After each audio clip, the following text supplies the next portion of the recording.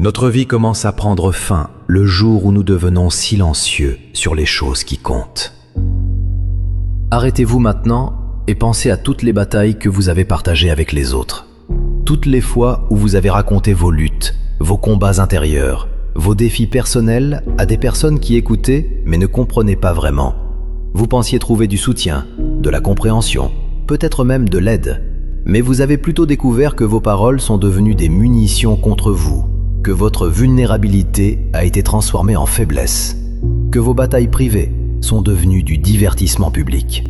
Restez avec moi, car je vais vous révéler les 3 batailles qu'un esprit sage garde toujours pour lui-même. Je suis Martin Luther King Jr. On me connaît pour mes discours publics, pour ma voix qui a porté le mouvement des droits civiques. Mais ce que peu de gens savent, c'est que derrière chaque discours public, il y avait des batailles privées que je ne partageais jamais avec la foule. Des nuits où je doutais de tout, où la peur me paralysait, où le poids de la responsabilité menaçait de m'écraser. J'ai appris très tôt qu'il y a certaines batailles qu'un leader ne peut jamais révéler publiquement, non pas par orgueil, mais par sagesse stratégique et par protection de la mission qui le dépasse.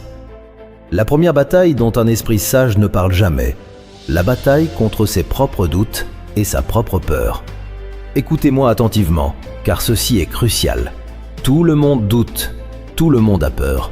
Moi-même, j'ai passé d'innombrables nuits éveillées, terrifié par ce qui pourrait arriver à ma famille, par la possibilité que mes décisions mènent à la violence, par la peur que je ne sois pas à la hauteur de ce que l'histoire exigeait de moi.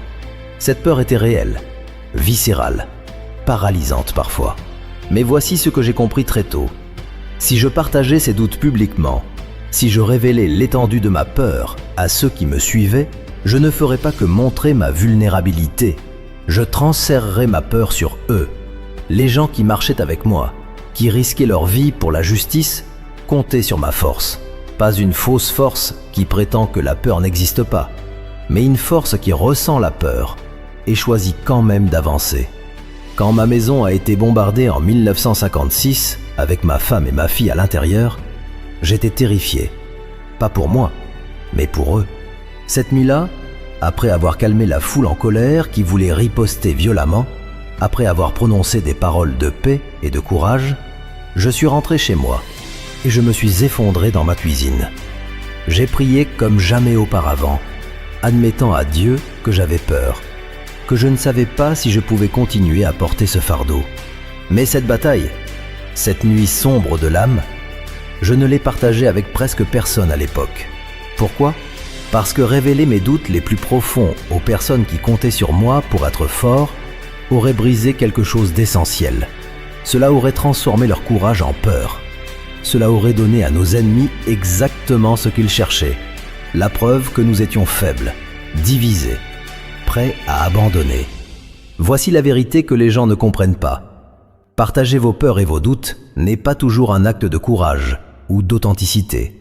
Parfois, c'est un acte de faiblesse qui transfère votre fardeau émotionnel sur les autres sans résoudre votre problème. Une personne sage combat ses doutes en privé, avec Dieu, avec un mentor de confiance, avec son propre cœur.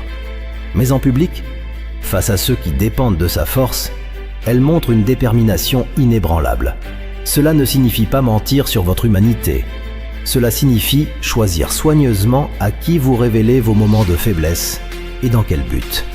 Si partager votre peur aide vraiment quelqu'un, si cela construit quelque chose, alors peut-être. Mais si c'est juste pour alléger votre propre fardeau en le plaçant sur les épaules de quelqu'un d'autre, alors c'est de l'égoïsme déguisé en vulnérabilité. La deuxième bataille dont un esprit sage ne parle jamais, la bataille contre ceux qui devraient être de votre côté, mais qui vous trahissent. Maintenant, nous entrons dans un territoire vraiment douloureux. L'une des vérités les plus difficiles de la vie est que parfois, vos plus grandes blessures viennent de ceux qui étaient censés vous soutenir. Des membres de votre propre famille qui doutent de vous, des amis proches qui vous jalousent, des alliés dans votre cause qui travaillent secrètement contre vous pour leurs propres ambitions. Dans le mouvement des droits civiques, j'ai vécu cette trahison de nombreuses fois. Il y avait des leaders qui publiquement me soutenaient, mais qui privément sapaient mes efforts. Des personnes qui voulaient ma position, mon influence, ma reconnaissance. Des organisations qui auraient dû travailler avec nous, mais qui nous combattaient par rivalité. Ces trahisons faisaient plus mal que n'importe quelle attaque de nos véritables ennemis, parce qu'elles venaient de personnes en qui j'avais placé ma confiance. Mais voici ce que j'ai appris. Parler publiquement de ces trahisons ne fait qu'aggraver la situation. Si je dénonçais publiquement chaque personne qui m'avait trahi dans notre propre mouvement, qu'est-ce que cela aurait accompli? Cela aurait créé de la division publique. Cela aurait donné à nos vrais ennemis exactement ce qu'ils voulaient, la preuve que nous étions fragmentés, que nous nous battions entre nous. Cela aurait transformé notre mouvement unifié en groupes rivaux se déchirant pour des rancunes personnelles. Alors j'ai fait quelque chose de différent. J'ai traité ces trahisons en privé autant que possible. J'ai confronté les personnes directement quand c'était nécessaire, mais toujours dans des espaces privés. J'ai établi des limites avec ceux qui ne pouvaient pas être de vrais alliés. Et j'ai pardonné silencieusement, non pas parce qu'ils le méritaient, mais parce que porter la haine et l'amertume auraient empoisonné ma propre âme et affaibli ma mission. Voici la leçon profonde. Quand vous parlez publiquement de comment quelqu'un vous a trahi, vous pensez que vous les exposez. Mais en réalité, vous exposez surtout votre propre blessure. Vous montrez au monde exactement où on peut vous faire mal. Vous transformez une blessure privée en spectacle public. Et souvent, la personne qui vous a trahi bénéficie de l'attention pendant que vous semblez amer et faible. Une personne sage reconnaît les trahisons, les traite de manière appropriée, mais ne les transforme pas en récit public. Elle garde sa dignité en gardant sa douleur privée. Elle ne donne pas au trahisseur le pouvoir de la définir publiquement comme une victime. Elle avance plus sage, plus prudente, mais pas brisée publiquement. Et maintenant, la troisième bataille, la plus subtile et peut-être la plus importante. Un esprit sage ne parle jamais de la bataille pour prouver sa propre valeur aux sceptiques. Restez absolument concentré, car ceci va transformer votre façon de voir votre vie publique. Il y aura toujours des gens qui doutent de vous, qui questionnent vos qualifications, qui minimisent vos accomplissements, qui attendent que vous échouiez pour confirmer leurs préjugés. Et l'instinct naturel est de passer votre vie à essayer de les convaincre, à prouver encore et encore que vous êtes assez bon, assez intelligent, assez fort. Mais voici la vérité libératrice qu'un esprit sage comprend. Vous ne pouvez jamais convaincre quelqu'un qui a décidé de ne pas croire en vous. Leur scepticisme ne vient pas d'un manque de preuves de votre valeur. Il vient de leur propre peur, préjugés, insécurité. Vous pourriez accomplir 1000 choses remarquables et ils trouveraient toujours une raison de minimiser, de douter, de critiquer.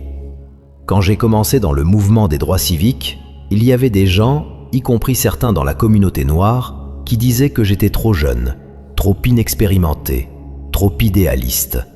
Ils disaient que mes tactiques non violentes ne marcheraient jamais, que je vivais dans un rêve. Je pouvais passer toute ma vie à essayer de les convaincre avec des arguments, des preuves, des résultats, ou je pouvais faire quelque chose de plus intelligent. J'ai choisi de ne jamais parler de cette bataille pour prouver ma valeur. Je n'ai jamais argumenté avec les sceptiques. Je n'ai jamais essayé de les convaincre avec des mots. Au lieu de cela, j'ai simplement fait le travail. J'ai organisé, j'ai marché, j'ai parlé, j'ai agi, et j'ai laissé les résultats parler d'eux-mêmes. Ceux qui avaient des yeux pour voir ont vu. Ceux qui avaient des oreilles pour entendre ont entendu. Et ceux qui étaient déterminés à douter ont continué à douter. Et c'était leur problème, pas le mien. Voici pourquoi parler de cette bataille est une perte de temps et d'énergie. Chaque minute que vous passez à essayer de convaincre un sceptique est une minute que vous ne passez pas à construire votre œuvre. Chaque once d'énergie que vous dépensez à vous justifier est de l'énergie que vous ne mettez pas dans votre mission. Et pire encore, en argumentant constamment pour prouver votre valeur, vous donnez aux sceptiques exactement ce qu'ils veulent. La preuve que leur opinion compte pour vous, que vous avez besoin de leur validation. Une personne sage ignore complètement la bataille pour prouver sa valeur. Elle ne gaspille pas de souffle à se justifier. Elle ne s'abaisse pas à répondre à chaque critique, à chaque doute. Elle garde son énergie focalisée sur sa mission, sur son travail, sur ce qui compte vraiment. Et ironiquement, c'est précisément cette indifférence aux sceptiques qui commande finalement leur respect, ou du moins leur silence. Voici ce que je veux que vous compreniez profondément. Ces 3 batailles, contre vos propres doutes, contre les trahisons de ceux qui devraient vous soutenir, et contre le besoin de prouver votre valeur aux sceptiques, sont des batailles que presque tout le monde combat. La différence entre une personne sage et une personne ordinaire n'est pas dans le fait de combattre ces batailles, mais dans la façon de les combattre. La personne ordinaire transforme ses batailles en récits publics. Elle cherche la sympathie pour ses peurs, la validation pour ses blessures, l'approbation pour sa valeur. Elle passe sa vie à parler de ses luttes au lieu de les résoudre en silence. La personne sage, elle, combat ses batailles dans le sanctuaire privé de son propre cœur, avec Dieu, avec des mentors de confiance, mais jamais avec la foule. Alors commencez aujourd'hui. La prochaine fois que vos doutes vous assaillent, ne courez pas les partager avec tout le monde. Asseyez-vous dans le silence et confrontez-les vous-même. La prochaine fois que quelqu'un vous trahit, ne faites pas un spectacle public de votre blessure. Traitez-le en privé avec dignité. La prochaine fois que quelqu'un doute de vous, ne perdez pas votre temps à argumenter. Laissez votre travail parler. Cette discipline du silence stratégique vous donnera une force que peu possèdent. Vous deviendrez quelqu'un que les autres ne peuvent pas manipuler émotionnellement, parce que vous ne révélez pas vos points vulnérables. Vous deviendrez quelqu'un qui avance constamment, parce que vous ne gaspillez pas d'énergie en drame public. Et vous deviendrez quelqu'un que les autres respectent profondément, parce qu'ils voient une force tranquille qui n'a besoin de convaincre personne de sa valeur.